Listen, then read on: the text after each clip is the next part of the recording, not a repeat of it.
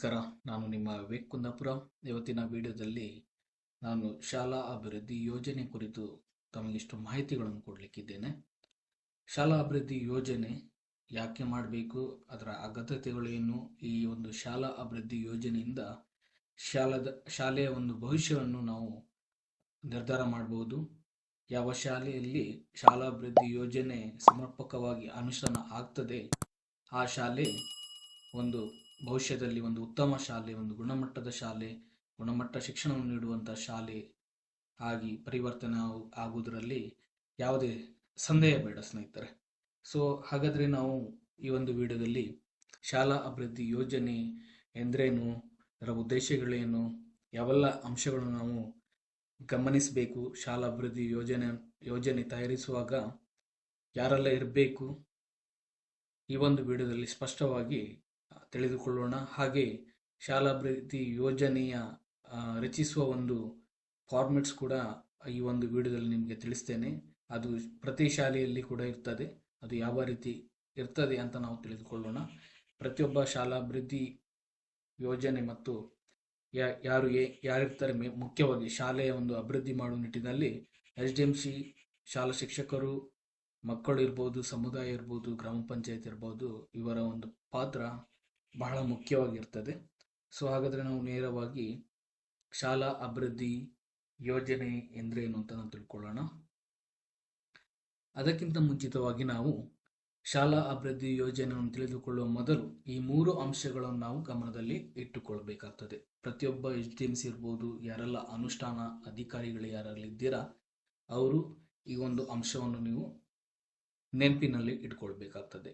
ಶಾಲಾ ಅಭಿವೃದ್ಧಿ ಯೋಜನೆ, ಈ ಒಂದು ಶಾಲಾ ಅಭಿವೃದ್ಧಿ ಯೋಜನೆ ನಾವು ನೋಡುವಾಗ ಇಲ್ಲಿ ಮೊದಲಿಗೆ ನಮಗೆ ಶಾಲೆ ಅಂತ ನಾವು ನೋಡ್ತೇವೆ, ಅದಾದಮೇಲೆ ಅಭಿವೃದ್ಧಿ ಅಂತ ಬರ್ತದೆ, ಅದಾದಮೇಲೆ ಯೋಜನೆ. ಈ 3 ಅಂಶಗಳನ್ನು ನಾವು ಅರ್ಥ ಮಾಡಿಕೊಳ್ಬೇಕು. ಈ 3 ಅಂಶಗಳನ್ನು ಅರ್ಥ ಮಾಡಿಕೊಂಡಿದ್ರೆ ನಾವು ಶಾಲಾ ಅಭಿವೃದ್ಧಿ ಯೋಜನೆಯನ್ನು ಸಮರ್ಪಕವಾಗಿ ರಚನೆ ಮಾಡಲಿಕ್ಕೆ ಆಗ್ತದೆ, ಹಾಗೆ ಅನುಷ್ಠಾನ ಮಾಡಲಿಕ್ಕೆ ಕೂಡ ಸಾಧ್ಯ ಆಗ್ತದೆ ಸ್ನೇಹಿತರೆ. ಮತ್ತೆ ಶಾಲೆ ಎಂದ್ರೇನು, ಆವಾಗ ನಾ ಹೇಳಿದಂತೆ ಶಾಲೆ ಎಂದ್ರೇನು ಅಂತ ನಮಗೆ ಗೊತ್ತಿರಬೇಕಾಗ್ತದೆ. ಮಕ್ಕಳನ್ನು ಕೇವಲ ಶಾಲೆಗೆ ಕಳಿಸುವುದಲ್ಲ, ಶಾಲೆ ಎಂದ್ರೇನು ಕೂಡ ನಾವು ತಿಳ್ಕೊಳ್ಬೇಕಾಗ್ತದೆ. ಅಲ್ಲಿ ನಾವು ನೋಡುವುದಾದ್ರೆ ಔಪಚಾರಿಕ ಶಿಕ್ಷಣವನ್ನು ಕಲಿಯುವ ನಿಟ್ಟಿನಲ್ಲಿ ಇರುವ ಸ್ಥಳವೇ ಶಾಲೆ. ಇಲ್ಲಿ ಕಲಿಸುವವರು ಮತ್ತು ಕಲಿಯುವವರು ಸೇರುವ ಸ್ಥಳವೇ ಶಾಲೆ. ಇದನ್ನು ನಾವು ಶಾಲೆ ಅಂತ ಹೇಳ್ತೇವೆ. ಮತ್ತೆ ಅಭಿವೃದ್ಧಿ ಕಡೆ ನಾವು ಗಮನ ಹರಿಸಿದ್ರೆ ಗುಣಾತ್ಮಕ ಹಾಗೂ ಪರಿಮಾಣಾತ್ಮಕ ಪ್ರಗತಿಯೇ ಅಭಿವೃದ್ಧಿ ಅಂತ ನಾವು ಹೇಳ್ತೇವೆ. ಇದು ನಿಮಗೆ ಗೊತ್ತಿರಲಿ. ಯೋಜನೆ, ಗುರಿ ಸಾಧಿಸಲು ಇರುವ ಮಾರ್ಗಸೂಚಿಯನ್ನು ಯೋಜನೆ ಎನ್ನಬಹುದು ಸ್ನೇಹಿತರೆ. ಈ 3 ಅಂಶಗಳನ್ನು ಒಟ್ಟಿಗೆ ಸೇರಿ ನಾವು ಶಾಲಾ ಅಭಿವೃದ್ಧಿ ಯೋಜನೆ ಆಗಿದೆ. ಒಂದು ಶಾಲೆ ನಿರಂತರವಾಗಿ ಅಭಿವೃದ್ಧಿ ಹೊಂದುವ ನಿಟ್ಟಿನಲ್ಲಿ ಶಾಲೆಗೆ ಸಂಬಂಧಪಟ್ಟಂತೆ ಯಾವ ರೀತಿಯ ಯೋಜನೆಯನ್ನು ಹಾಕಿಕೊಂಡು ಶಾಲೆಯನ್ನು ಅಭಿವೃದ್ಧಿಯತ್ತ ತೆಗೆದುಕೊಂಡು ಹೋಗಲು ಇದನ್ನು ಅತ್ಯುತ್ತಮವಾದಂತಹ ಒಂದು ಮಾರ್ಗಸೂಚಿ ಅಥವಾ ನಕ್ಷೆ ಅಂತ ಕೂಡ ನಾವು ಹೇಳ್ಬೋದು. ಇದು ಕೇವಲ ಕಾಗದ ಅಲ್ಲ, ನೆನಪಿರಲಿ ಸ್ನೇಹಿತರೆ. ಹಾಗಾದರೆ ಶಾಲಾ ಅಭಿವೃದ್ಧಿ ಯೋಜನೆ ಎಂದ್ರೇನು ಒಟ್ಟಾಗಿ ನಾವು ಹೇಳುವುದಾದ್ರೆ, ಆವಾಗ ನಾವು ಬಿಡಿಯಾಗಿ ತಿಳ್ಕೊಂಡಿದ್ದೇವೆ. ಇದನ್ನು ಒಟ್ಟಾಗಿ ನಾವು ಗಮನಿಸುವುದಾದ್ರೆ ಶೈಕ್ಷಣಿಕ ಗುರಿಗಳನ್ನು ಸಾಧಿಸಲು ಹಾಗೂ ಶಾಲೆಯಲ್ಲಿ ನಿರೀಕ್ಷಿತ ಬದಲಾವಣೆಗಳನ್ನು ತರಲು ಕೈಗೊಳ್ಳುವ ವಿವಿಧ ಕಾರ್ಯತಂತ್ರಗಳನ್ನು ಯಾವಾಗ ಮತ್ತು ಹೇಗೆ ಮಾಡಬೇಕು ಎಂಬುದನ್ನು ಮಾರ್ಗದರ್ಶನವನ್ನು ನೀಡುವ ನಕ್ಷೆಯೇ ಶಾಲಾಭಿವೃದ್ಧಿ ಯೋಜನೆ. ನಾವು ನಿಜವಾಗಿಯೂ ಶಾಲೆ ಪ್ರಾರಂಭವಾಗಿನಿಂದ ಪ್ರಸ್ತುತ ನಮ್ಮ ಪರಿಸ್ಥಿತಿ ಹೇಗಿದೆ, ಅಂದರೆ ನಮ್ಮ ಶಾಲೆಯ ಪರಿಸ್ಥಿತಿ ಹೇಗಿದೆ, ನಿಜವಾಗಿಯೂ ನಾವು ಸಾಧನೆಯ ಹಂತದಲ್ಲಿ ಅಥವಾ ಅಭಿವೃದ್ಧಿ ಹಂತದಲ್ಲಿ ನಾವು ಎಲ್ಲಿರಬೇಕಿತ್ತು, ನಮ್ಮ ಗುರಿ ಯಾವುದು ಎಂಬುದನ್ನು ಮೊದಲು ಅರ್ಥ ಮಾಡಿಕೊಂಡರೆ ಈ ಯೋಜನೆಯನ್ನು ರೂಪಿಸಲು ಸಾಧ್ಯ ಸ್ನೇಹಿತರೆ. ಈ ಯೋಜನೆ 3 ವರ್ಷಗಳ ಯೋಜನೆ, ಅಂದರೆ ಪ್ರಸಕ್ತ ವರ್ಷ, ಮುಂದಿನ ವರ್ಷ ಹಾಗೂ ಅದರ ನಂತರದ ವರ್ಷ, ಅಂದರೆ ಒಟ್ಟು 3 ವರ್ಷದ ಯೋಜನೆ ಆಗಿರ್ತದೆ. ಈ ಒಂದು ಶಾಲಾ ಅಭಿವೃದ್ಧಿ ಯೋಜನೆ 3 ವರ್ಷದ ಯೋಜನೆ ಆಗಿರ್ತದೆ. ಹಾಗಾದರೆ ಶಾಲಾಭಿವೃದ್ಧಿ ಯೋಜನೆಯ ಅಗತ್ಯತೆ ಅಥವಾ ಉದ್ದೇಶಗಳು ನಾವು ನೋಡುವುದಾದ್ರೆ, ಒಂದಾಗಿ ಒಂದು ಶಾಲೆಯನ್ನು ಗುರಿಯತ್ತ ಸಾಗಿಸಲು, ಕೇವಲ ಶಾಲೆಯನ್ನು ಗುರಿಯತ್ತ ಸಾಗಿಸಲು ಮಾತ್ರ ಅಲ್ಲದೆ ಶಾಲೆಯ ಗುರಿಯನ್ನು ನಿಗದಿಪಡಿಸಲು ಕೂಡ ನಾವು ನೋಡಬೇಕಾಗ್ತದೆ. ಹಾಗೆಯೇ ಶೈಕ್ಷಣಿಕ ಬಾಂಧವ್ಯ ಬೆಳೆಸಲು ಶಾಲಾಭಿವೃದ್ಧಿ ಯೋಜನೆ ಉದ್ದೇಶ ಆಗಿದೆ. ಮತ್ತೆ ಕ್ಷೇತ್ರವಾರು ಬೆಳವಣಿಗೆ ಸಾಧಿಸಲು. ಕ್ಷೇತ್ರವಾರು ಅಂತ ಬಂದಾಗ ನಾವು ಶಾಲಾಭಿವೃದ್ಧಿ ಯೋಜನೆಯಲ್ಲಿ 6 ಕ್ಷೇತ್ರಗಳನ್ನು ನೋಡ್ತೇವೆ. ಮುಂದಿನ ಹಂತದಲ್ಲಿ ನಾವು ನೋಡ್ತಾ ಹೋಗೋಣ. ಚಟುವಟಿಕೆಗಳ ಮುನ್ನೋಟಕ್ಕೆ ಮತ್ತೆ ಸಮಗ್ರ ಅಭಿವೃದ್ಧಿ ಸಾಧಿಸಲು ಕೂಡ ಈ ಒಂದು ಶಾಲಾಭಿವೃದ್ಧಿ ಯೋಜನೆಯ ಉದ್ದೇಶ ಆಗಿದೆ ಸ್ನೇಹಿತರೆ. ಮುಂದೆ ನಾವು ನೋಡುವುದಾದ್ರೆ ಯೋಜನೆ ಅನುಷ್ಠಾನಿಸುವ ಪ್ರಮುಖ ಹಂತಗಳು ಯಾವುದು? ಒಂದನೇದಾಗಿ ನೋಡುವುದಾದ್ರೆ 7 ಹಂತಗಳನ್ನು ನಾವು ಇದರಲ್ಲಿ ನೋಡ್ತೇವೆ ಸ್ನೇಹಿತರೆ. ಈ ಯೋಜನೆ ಅನುಷ್ಠಾನಿಸುವ ಮೊದಲೇ ಈ ಕೆಳಗಿನ 7 ಹಂತಗಳನ್ನು ಅರಿತುಕೊಂಡಿರಲೇಬೇಕು. ಇಲ್ಲವಾದಲ್ಲಿ ನಾವು ರಚನೆ ಮಾಡಿರೋ ಯೋಜನೆ ಅನುಷ್ಠಾನ ಮಾಡುವಲ್ಲಿಯೇ ವಿಫಲವಾಗುತ್ತವೆ. ಒಂದು, ಯೋಜನೆ ತಯಾರಿ. ಯೋಜನೆ ತಯಾರಿ ಮಾಡುವಾಗ ಯಾರೆಲ್ಲ ಇರಬೇಕು?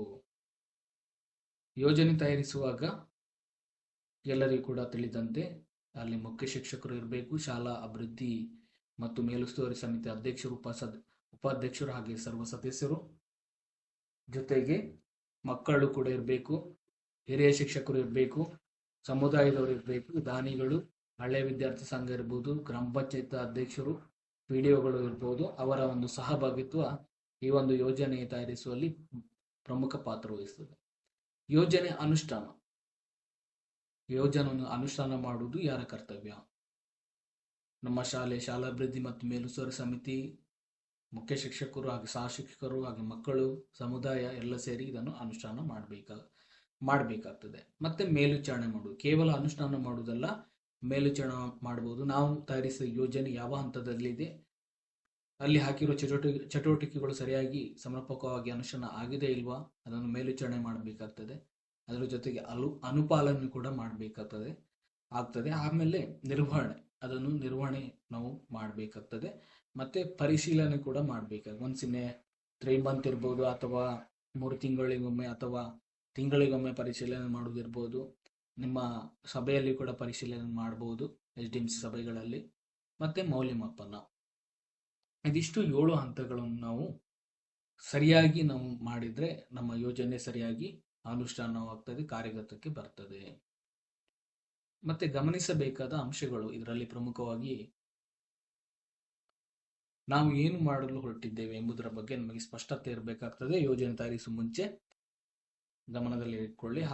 ಹಾಗೆ ಪ್ರಸ್ತುತ ನಾವು ಎಲ್ಲಿದ್ದೇವೆ ಎಂಬುದರ ಮಾಪನ ನಿಮಗೆ ಗೊತ್ತಿರಬೇಕಾಗ್ತದೆ. ನಮ್ಮ ಶಾಲೆ ಪ್ರಸ್ತುತ ಎಲ್ಲಿರಬೇಕಿತ್ತು, ಹಿಂದೆ ಹೇಗಿತ್ತು, ಈಗ ಎಲ್ಲಿರಬೇಕಿತ್ತು, ಅದರ ಬಗ್ಗೆ ಒಂದು ಐಡಿಯಾ ನಿಮ್ಮಲ್ಲಿ ಇರಬೇಕಾಗ್ತದೆ. ನಂತರ ನಾವು ಎಲ್ಲಿರಬೇಕಿತ್ತು ಎಂಬುದರ ಅವಲೋಕನ ಕೂಡ ನೀವು ಮಾಡ್ಕೊಂಡಿರ್ಬೇಕು. ಹೇಗೆ ಅಂತರ ಕಡಿಮೆ ಮಾಡಬಹುದು ಎಂಬ ಚಿಂತನೆಯನ್ನು ಕೂಡ ನೀವು ಮಾಡಬೇಕಾಗ್ತದೆ. ಮತ್ತೆ ಪರಿಹಾರ ಉಪಾಯಗಳು ಏನು ಇದನ್ನು ಕೂಡ ನೀವು ಗಮನಿಸಬೇಕಾಗ್ತದೆ. ನಿರ್ವಹಣೆ, ಪರಿಶೀಲನೆ ಮತ್ತೆ ಮೌಲ್ಯಮಾಪನ ಕೂಡ ನೀವು ಸಮಯಾನುಸಾರ ಮಾಡಿದ್ರೆ ಈ ಒಂದು ಶಾಲಾಭಿವೃದ್ಧಿ ಯೋಜನೆ ಸಮರ್ಪಕವಾಗಿ ಅನುಷ್ಠಾನ ಆಗ್ತದೆ.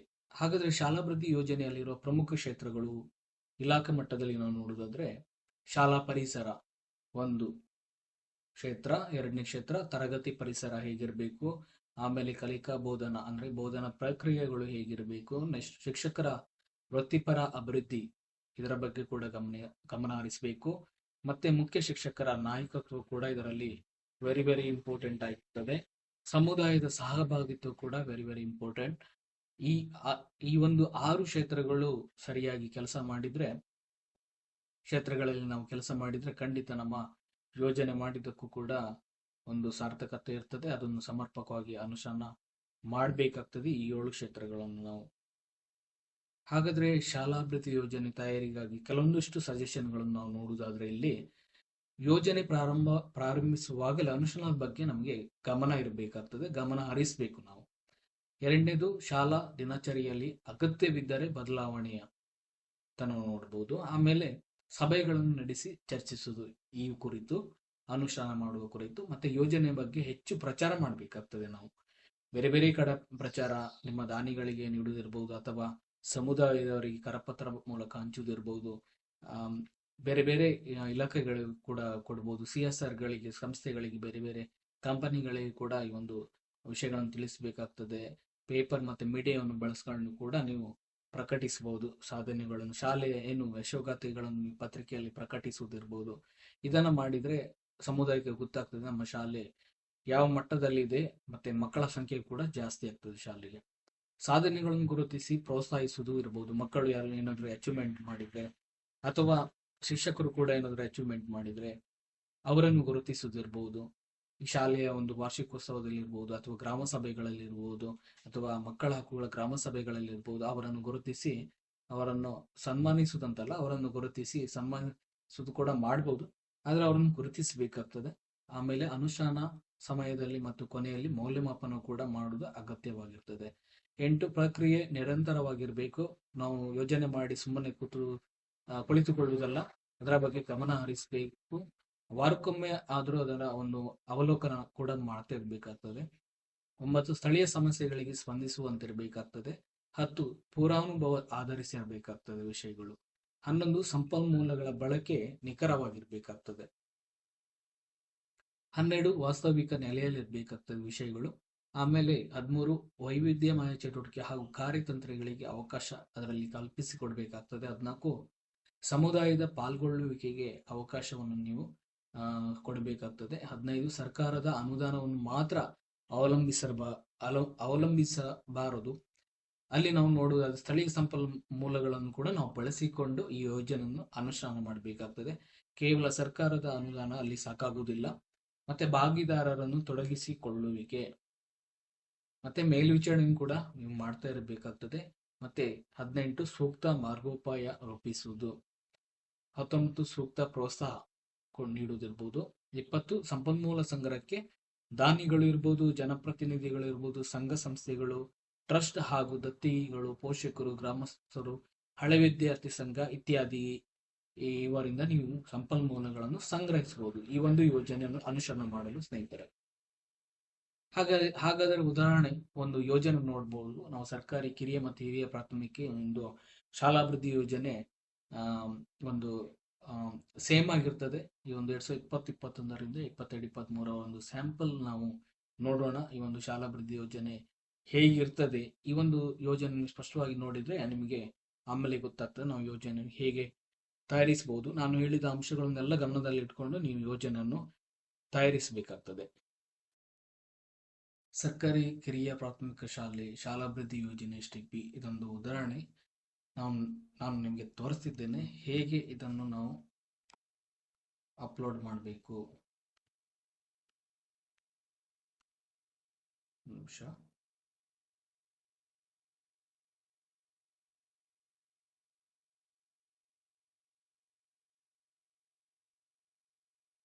ಓಕೆ, ಇಲ್ಲಿಂದ ಪ್ರಾರಂಭ ಆಗ್ತದೆ. ಜನವಸತಿಯ ಮಾಹಿತಿ. ಇಲ್ಲಿ ನಾವು ಜನವಸತಿಯ ಮಾಹಿತಿಯನ್ನು ಫಸ್ಟ್ ಪೇಜಲ್ಲಿ ನಾವು ಫಿಲ್ ಮಾಡಬೇಕಾಗ್ತದೆ. ನಮ್ಮದು ಕಂದಾಯ ಗ್ರಾಮ ಯಾವುದು, ಕುಟುಂಬಗಳ ಸಂಖ್ಯೆ ಎಷ್ಟಿದೆ, ಅಲ್ಲಿ ಜನರಾಡುವ ಭಾಷೆ ಕನ್ನಡನ ಅಥವಾ ಬೇರೆ ಭಾಷೆನ ಇಲ್ಲಿ ಮೆನ್ಷನ್ ಮಾಡಬೇಕು. ಜನವಸತಿಯ ಹೆಸರು ಮತ್ತೆ ಜನಸಂಖ್ಯೆ, ಗಂಡು ಹೆಣ್ಣು ಒಟ್ಟು ಎಷ್ಟಿದೆ, ಒಟ್ಟು ಗ್ರಾಮದ್ದು, ಇತರೆ ನಾಗರಿಕ ಸೌಲಭ್ಯಗಳು ಯಾವುದೆಲ್ಲ ಇದೆ ಮಾಹಿತಿ. ಈ ಒಂದು ಯೋಜನೆ 3 ವರ್ಷ ಯೋಜನೆ ಆಗಿರುವುದರಿಂದ ಇಲ್ಲಿ 3 ಕಾಲಮ್ಗಳನ್ನು ಕೊಟ್ಟಿದ್ದೇವೆ.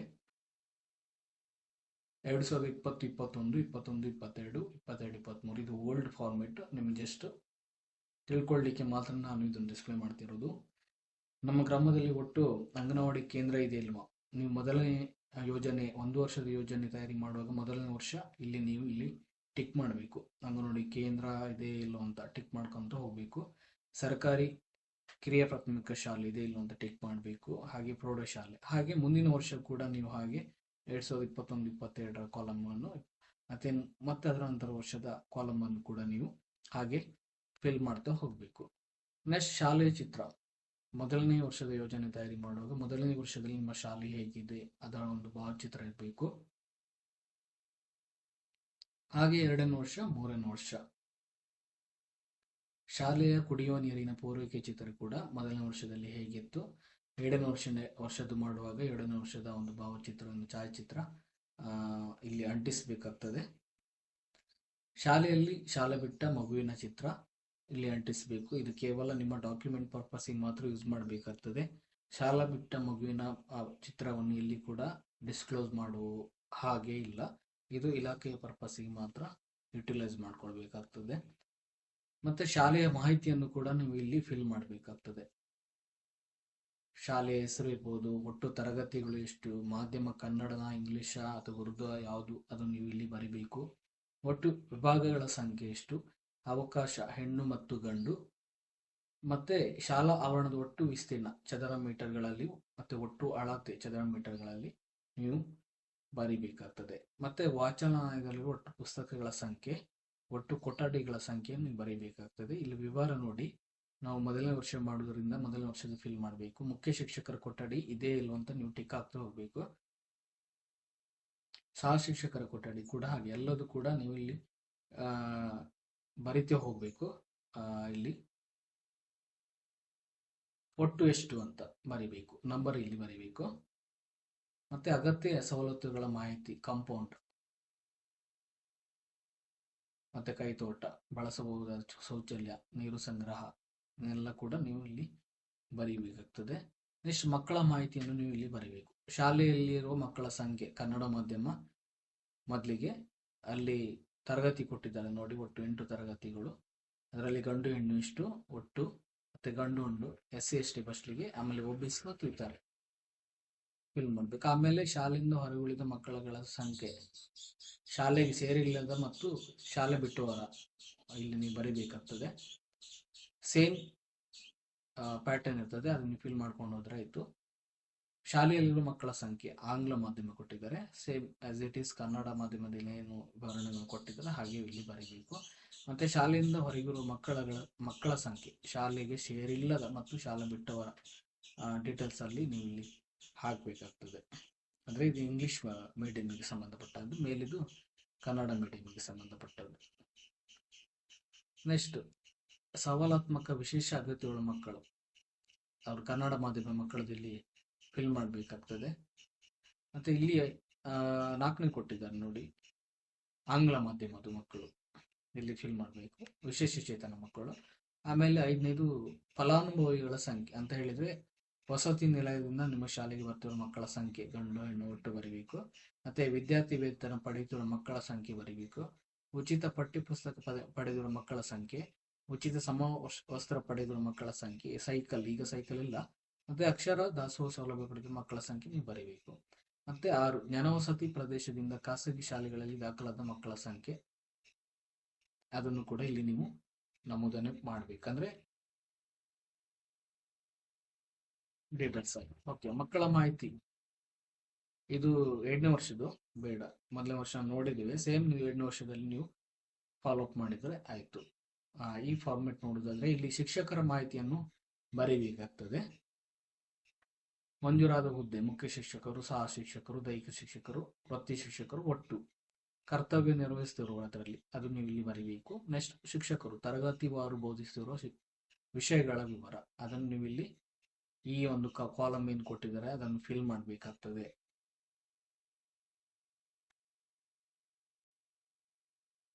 ಇದು ಏನು ಇಂಡಿಕೇಟರ್ಸ್ ಕೊಟ್ಟಿದ್ದಾರೆ, ನಾನು ಆಲ್ರೆಡಿ ಹೇಳಿದ್ದೇನಲ್ಲ, 6 ಇಂಡಿಕೇಟರ್ಸ್ ಕ್ಷೇತ್ರಗಳು ಏನಿದೆಯಲ್ಲ ಅದನ್ನು ನೀವು ಇಲ್ಲಿ ಓದ್ಕೊಂಡು ಅದರ ವಸ್ತುಸ್ಥಿತಿ ಏನಿದೆ ಅಟ್ ಪ್ರೆಸೆಂಟ್ ಅದನ್ನು ಇಲ್ಲಿ ಹಾಕಬೇಕು. ಆಮೇಲೆ ಇದೇ ಇಲ್ಲ ಅಂತ ಟಿಕ್ ಮಾಡಬೇಕು. ಎಕ್ಸಾಂಪಲ್ ನಾವು ಹೇಳೋದಾದ್ರೆ ಇಲ್ಲಿ ಕೊಟ್ಟಿದ್ದಾರೆ ನೋಡಿ, ಶಾಲೆಯ ಸ್ವಂತ ಆಸ್ತಿ ಹಾಗೂ ಕಟ್ಟಡವನ್ನು ಹೊಂದಿದ್ರೆ ಅದು ಕಂದಾಯ ಗ್ರಾಮ ಪಂಚಾಯತಿ ಪಾಲಿಕೆ ನೋಂದಣಿ ಆಗಿದ್ದು RTC ಪಡೆಯಲಾಗಿದ್ರೆ ಅದು A ಗ್ರೇಡ್ ಹಾಕ್ಬೋದು. ಇದೇ ಇಲ್ಲ, ಇದೇ ಹಾಕಿ ವಸ್ತುಸ್ಥಿತಿ ಹೇಗಿದೆ ಅಂತ ನೀವು ಇಲ್ಲಿ ಬರೀತಾ ಹೋಗ್ಬೇಕು, ಶಾಲಾ ಪರಿಸರಕ್ಕೆ ಸಂಬಂಧಪಟ್ಟ. ಮತ್ತೆ ಉಳಿದ ಕ್ವಶನ್ಗಳು ಇದೆ, ವಿಡಿಯೋ ಲಾಂಗ್ ಆಗ್ತದೆ, ನಾನು ಎಲ್ಲ ಹೇಳುವುದಿಲ್ಲ, ಸೊ ಇದು ನೀವು ಓದ್ಕೊಳ್ಳಿ. ಓಕೆ, ಇಲಾಖೆಯ ಒಂದು ವೆಬ್ಸೈಟ್ ಅಲ್ಲಿ ಕೂಡ ನಿಮಗೆ ಸಿಗ್ತದೆ ಇದರ ಮಾಹಿತಿ. ಆಮೇಲೆ ಇದು ಇದು ಕೂಡ ಶಾಲಾ ಪರಿಸರಕ್ಕೆ ಸಂಬಂಧಪಟ್ಟದ್ದು. ನೆಕ್ಸ್ಟ್